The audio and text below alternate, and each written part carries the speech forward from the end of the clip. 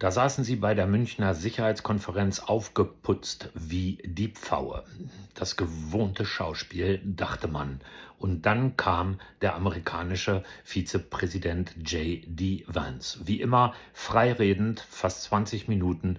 Das Brillanteste schon mal vorab. Sie hatten alle erwartet, dass er sich zur Ukraine äußern würde und irgendwelche Sicherheitskonzepte und Verhandlungskonzepte preisgeben würde. Aber nein, er haute ihnen ihre eigenen Verfehlungen so richtig um die Ohren. Und das waren die Beschneidung der Meinungsfreiheit mit hervorragenden Beispielen, nicht nur aus Deutschland, sondern auch aus Großbritannien, wo Menschen, die zu dicht an einer Abtreibungsklinik stillbeten, verhaftet werden. Aus Schweden, wo Verbrennungen gewisser Bücher dann bestraft werden. Und andere Beispiele, wo sich der Bürger immer gefragt hat, was ist denn hier faul? Nicht im Staate Dänemark, sondern Schweden, Großbritannien, Deutschland, Belgien, Frankreich und so weiter. Er ließ diejenigen, die da wie aufgeputzte Pfaue angetreten waren, zurück wie Eunuchen. Denn er begnügte sich nicht mit der Meinungsfreiheit und wie die durch dieses ganze Fake-News-Getue und Desinformationsgetue beschnitten wird. Er haute auch der Europäischen Union so richtig eins um die Ohren. Denn er sagte das, was viele gedacht haben und was ich hier auch gesagt habe, dass es ja wohl nicht angehen kann, dass eine legitime Wahl in Rumänien so schlicht und einfach mal kurz annulliert wird, weil dort in Brüssel einige Leute unzufrieden sind und dies aufgrund zweifelhafter Gerüchte eines einzigen Nachrichtendienstes, die bis heute nicht bewiesen worden sind. Und es gab Nachschlag von J.D. Vance, den ich als nächsten Präsidenten der Vereinigten Staaten sehe. Er nahm sie so richtig am Schlafittchen und sprach nicht explizit über die AfD in Deutschland. Das ist mal wieder, zum Beispiel in der Süddeutschen, die wirkliche Lügenpresse. Sie lügen mittlerweile, denn die Süddeutsche schreibt noch heute Abend auf dem Internet, er habe eine Wahlempfehlung für die AfD abgegeben. Nein, werte Damen und Herren, bei der Süddeutschen, das hat er nicht. Aber er hat eindeutig gesagt, dass man doch dem Wähler mal ein bisschen vertrauen solle. Und wenn es starke, demokratisch gewählte Parteien und deren Vertreter gibt in der Bundesrepublik Deutschland, dass es doch wohl zumindest zur demokratischen Gepflogenheit gehören würde, mit diesen Leuten auch zu reden. Und sie dann unter Umständen auch an den Verhandlungstisch zu setzen, wenn die Wahlen gelaufen sind. Und genau das wollen diese Undemokraten ja nicht, die teilweise da auch gesessen haben. Sie haben seine Nachricht begriffen. Ich habe ja da mal aus dem Internet vom White House direkt, denn die haben es natürlich auch mit veröffentlicht, ein Bild von Markus Söder hier im Anhang dann. Er hatte ein Lächeln. Soll man es als dummdreist bezeichnen oder arrogant? Denn auch das warf J.D. Vance der europäischen Politik vor. Dass der Wähler nämlich nicht mehr ernst genommen wird. Ich habe dann im Anschluss jetzt eine Bilderreihe, nicht wie immer, aber wie oft, wo danke Deutschland-Kurier, eben der Deutschland-Kurier, diese ganzen Kernpunkte mal auf Deutsch übersetzt hat. Das ist dann auch hilfreich für die, die kein Englisch sprechen, und solche Leute gibt es ja auch noch und das ist auch nicht schlimm. Im Anschluss daran dann auch noch die Rede von J.D. Vance in voller Länge. Für die, die Englisch verstehen, genießt sie. Ich habe sie gerade vor 20 Minuten gehört und ich muss erstmal wirklich noch zur Besinnung kommen.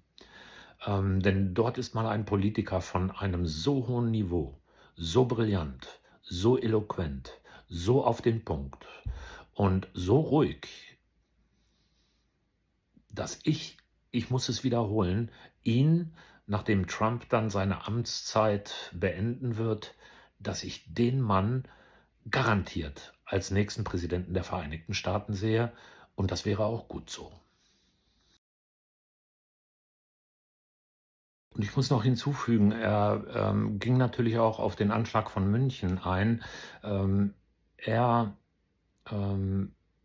bezeugte sein Beileid im Gegensatz zu den deutschen Politikern in einer ehrlichen, aufrichtigen Art und Weise. Und er ging auch fast am Schluss seiner Rede nochmal auf den Anschlag ein, denn er sprach auch über die Massenmigration, die ja nicht nur über Deutschland, sondern über ganz Europa und auch über die USA eingebrochen ist. Und er sagte, dass der Anschlag von München ein Resultat dieser Migrations- und Asylpolitik ist, die nicht nur nach meinem Ermessen den Namen nicht mehr wert ist. Und das ist ihm hoch anzurechnen, denn wenn man sieht, wie diese Presse hier in Deutschland krampfhaft zusammen mit der Politik versucht, dieses Narrativ zu retten, dann kann man nur sagen, Herr Vizepräsident, Mr. Vice President, vielen Dank. Thank you very, very much. Und die Presse, die sich dann noch ergießt über seine Rede heute, Gift und Galle spuckt und die dann einen Beitrag morgen darüber von USAID gewisse Finanzspritzen bekommen hat, dann weißt du, wo Bartel den Most holt.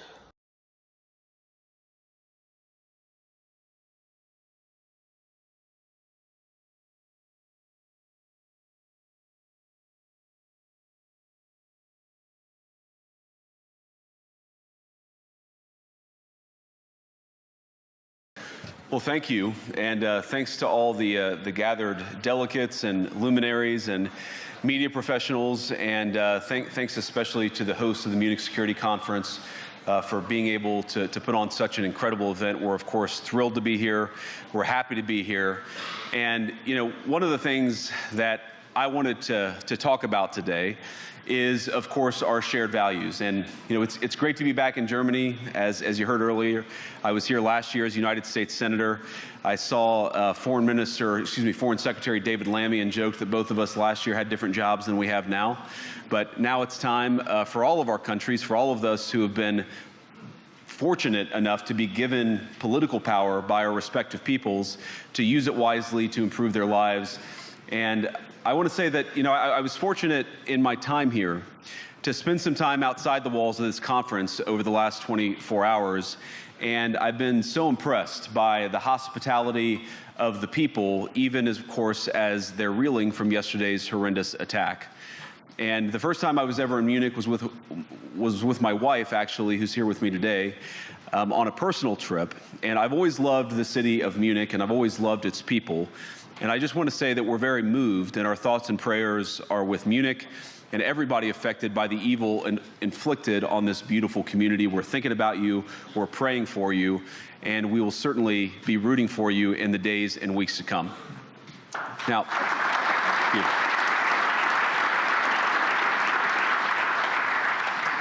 I hope that's not the last bit of applause that I get, but we gather at this conference, of course, to discuss security, and normally we mean threats to our external security. I see many great military leaders gathered here today.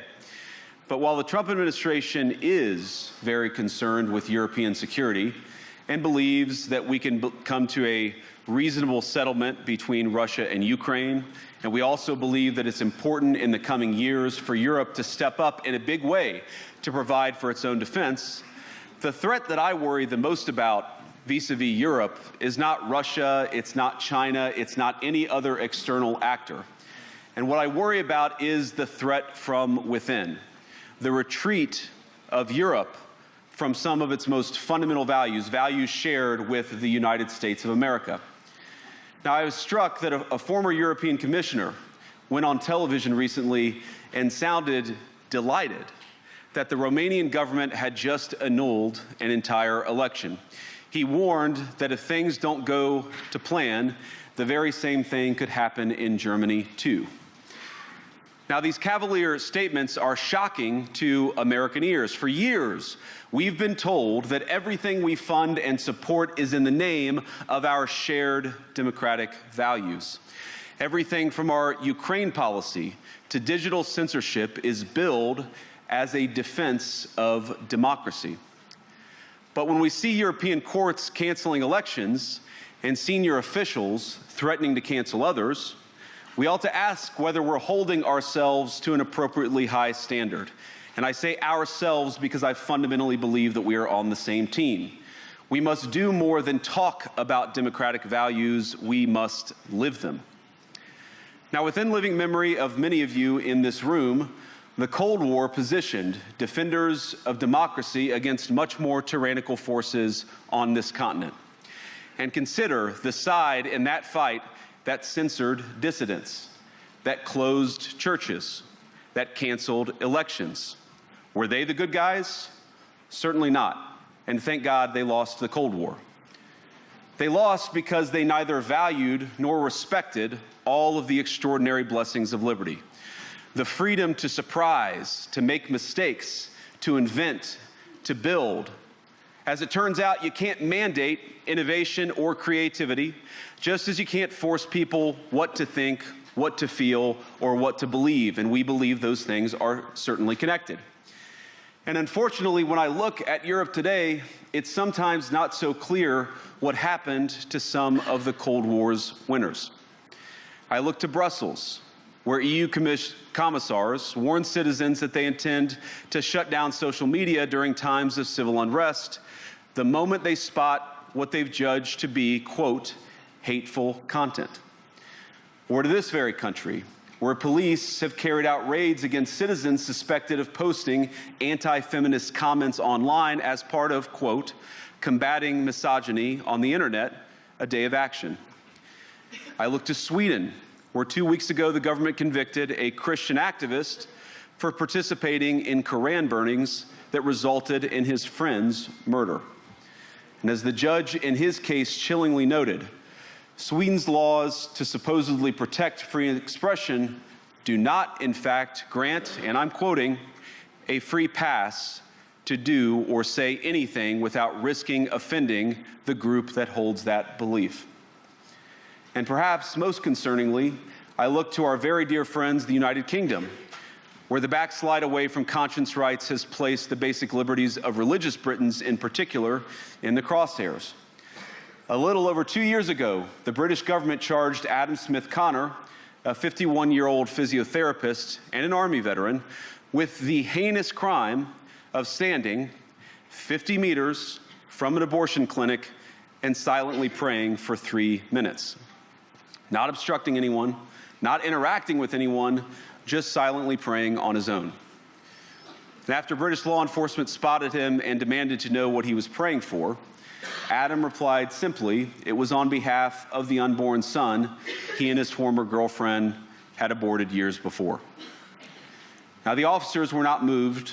Adam was found guilty of breaking the government's new buffer zones law, which criminalizes silent prayer and other actions that could influence a person's decision within 200 meters of an abortion facility. He was sentenced to pay thousands of pounds in legal costs to the prosecution. Now, I wish I could say that this was a fluke, a one-off crazy example of a badly written law being enacted against a single person. But no, this last October, just a few months ago, the Scottish government began distributing letters to citizens whose houses lay within so-called safe access zones, warning them that even private prayer within their own homes may amount to breaking the law. Naturally, the government urged readers to report any fellow citizen suspected guilty of thought crime. In Britain and across Europe, free speech, I fear, is in retreat. And in the interest of comedy, my friends, but also in the interest of truth, I will admit that sometimes the loudest voices for censorship have come not from within Europe, but from within my own country, where the prior administration threatened and bullied social media companies to censor so-called misinformation. Misinformation like, for example, the idea that coronavirus had likely leaked from a laboratory in China. Our own government encouraged private companies to silence people who dared to utter what turned out to be an obvious truth.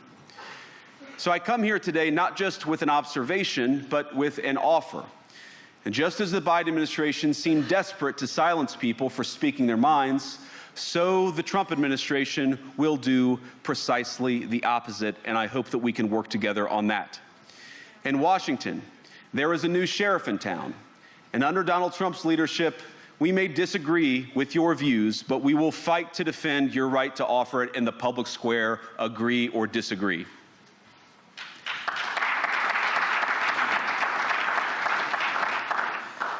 Now, we're at the point, of course, that the situation has gotten so bad that this December, Romania straight up canceled the results of a presidential election based on the flimsy suspicions of an intelligence agency and enormous pressure from its continental neighbors. Now, as I understand it, the argument was that Russian disinformation had infected the Romanian elections. But I'd ask my European friends to have some perspective. You can believe it's wrong for Russia to buy social media advertisements to influence your elections. We certainly do. You can condemn it on the world stage even. But if your democracy can be destroyed with a few $100,000 of digital advertising from a foreign country, then it wasn't very strong to begin with. Now, the good news is that I happen to think your democracies are substantially less brittle than many people apparently fear. And I really do believe that allowing our citizens to speak their mind will make them stronger still. Which, of course, brings us back to Munich, where the organizers of this very conference have banned lawmakers representing populist parties on both the left and the right from participating in these conversations. Now, again, we don't have to agree with everything or anything that people say. But when people represent, when political leaders represent an important constituency, it is incumbent upon us to at least participate in dialogue with them. Now, to many of us on the other side of the Atlantic, it looks more and more like old entrenched interests hiding behind ugly Soviet-era words like misinformation and disinformation, who simply don't like the idea that somebody with an alternative viewpoint might express a different opinion or, God forbid, vote a different way or, even worse, win an election.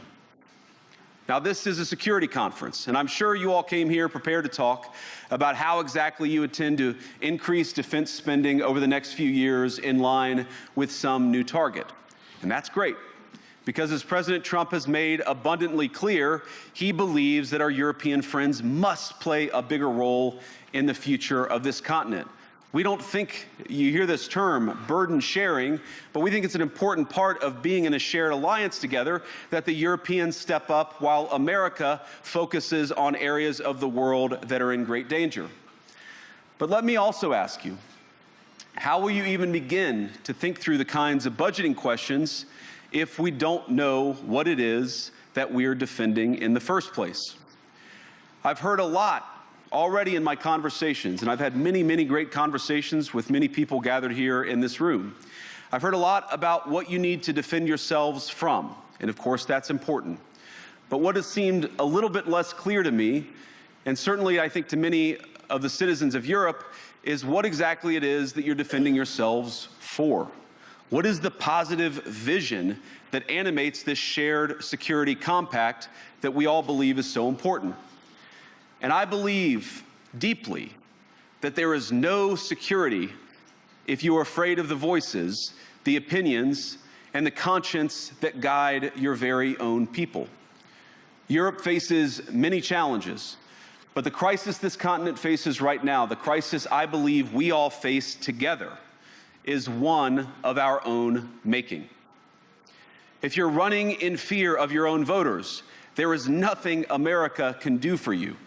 Nor, for that matter, is there anything that you can do for the American people who elected me and elected President Trump.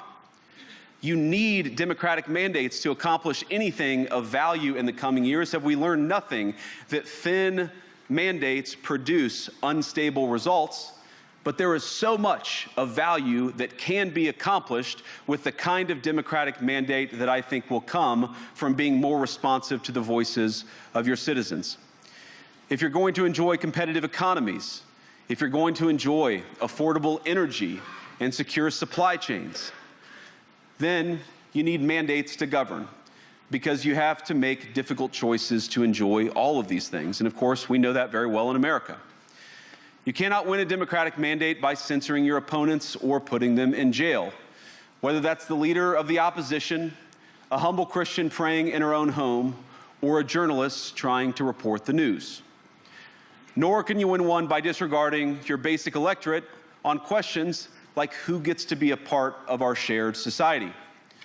And of all the pressing challenges that the nations represented here face, I believe there is nothing more urgent than mass migration.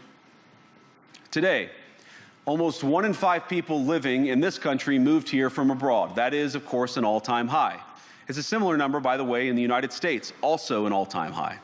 The number of immigrants who entered the EU from non-EU countries doubled between 2021 and 2022 alone, and of course, it's gotten much higher since. And we know the situation, it didn't materialize in a vacuum. It's the result of a series of conscious decisions made by politicians all over the continent and others across the world over the span of a decade. We saw the horrors wrought by these decisions yesterday in this very city. And of course, I can't bring it up again without thinking about the terrible victims who had a beautiful winter day in Munich ruined. Our thoughts and prayers are with them and will remain with them.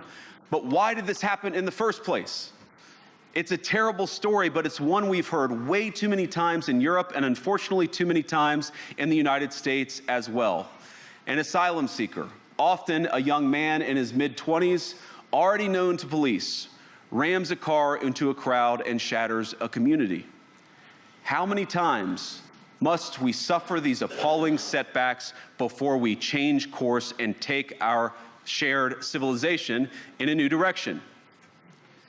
No voter on this continent went to the ballot box to open the floodgates to millions of unvetted immigrants. But you know what they did vote for? In England, they voted for Brexit, and agree or disagree, they voted for it. And more all over Europe, they're voting for political leaders who promise to put an end to out-of-control migration. Now, I happen to agree with a lot of these concerns, but you don't have to agree with me. I just think that people care about their homes, they care about their dreams, they care about their safety and their capacity to provide for themselves and their children. And they're smart. I think this is one of the most important things I've learned in my brief time in politics. Contrary to what you might hear a couple mountains over in Davos, the citizens of all of our nations don't generally think of themselves as educated animals or as interchangeable cogs of a global economy. And it's hardly surprising that they don't want to be shuffled about or relentlessly ignored by their leaders. And it is the business of democracy to adjudicate these big questions at the ballot box. I believe that dismissing people, dismissing their concerns, or worse yet, shutting down media, shutting down elections, or shutting people out of the political process protects nothing. In fact, it is the most surefire way to destroy democracy. And speaking up and expressing opinions isn't election interference. Even when people express views outside your own country, and even when those people are very influential.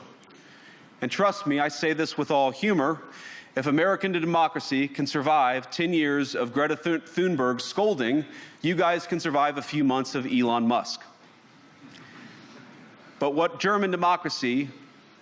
no democracy, American, German, or European, will survive is telling millions of voters that their thoughts and concerns, their aspirations, their pleas for relief are invalid or unworthy of even being considered.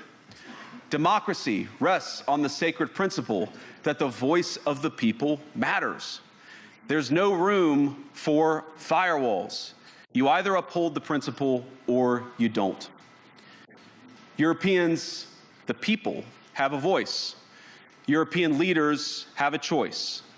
And my strong belief is that we do not need to be afraid of the future.